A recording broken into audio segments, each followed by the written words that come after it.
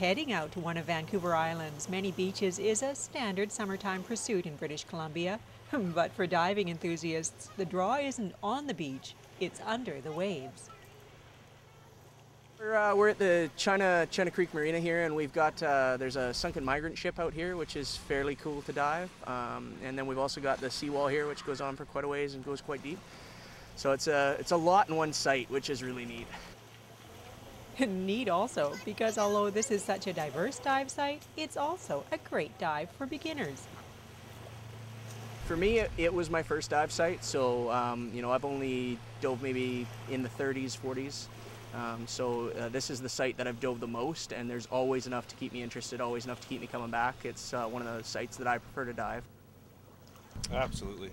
Got everything here. It's shallow, right down to as deep as you want to go. There's tons to see.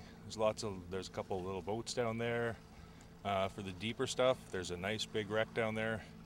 Lots of life. It's a great site. Easily accessible within the rec dive limit, so it's not too deep for your average recreational diver to reach, which is fairly important. And it's beach accessible. You can just walk right into it. You don't need a boat. You can just walk right into the water, which is excellent.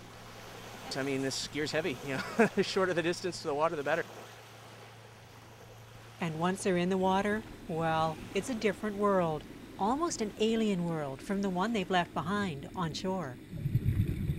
It's peaceful, quiet. It's a very relaxing thing to do. It's nice to get somewhere where not many other people get to go, so that's why I enjoy it. It's awesome, actually. There's a lot of life. We got your giant Pacific octopus and lots of cod and lots of starfish. It's really neat. People, they look out at the ocean, they don't see, a ship. They have no evidence of the stuff that's down there. So it's sort of tough to explain it to non-divers. We get questions all the time. We're walking in the water and, are you going for fish? What are you doing? It's like, no, we're going diving.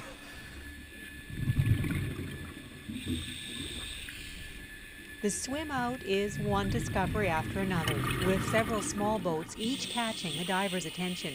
But the real treasure on this dive is a larger wreck, a migrant ship that was sunk as an artificial reef in 2001. This big looming boat comes out of nowhere, just appears out of the darkness, and even just knowing the history behind it makes it even that much better.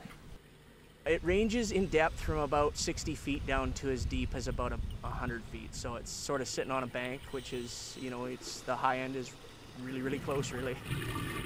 I've lived here almost my whole life, spent every summer in Port Alberni since I was a wee lad, and I had no idea this dive site was here. So it's pretty phenomenal. The China Creek dive may just be one of the Alberni Valley's best kept secrets, but it's actually very easy to find.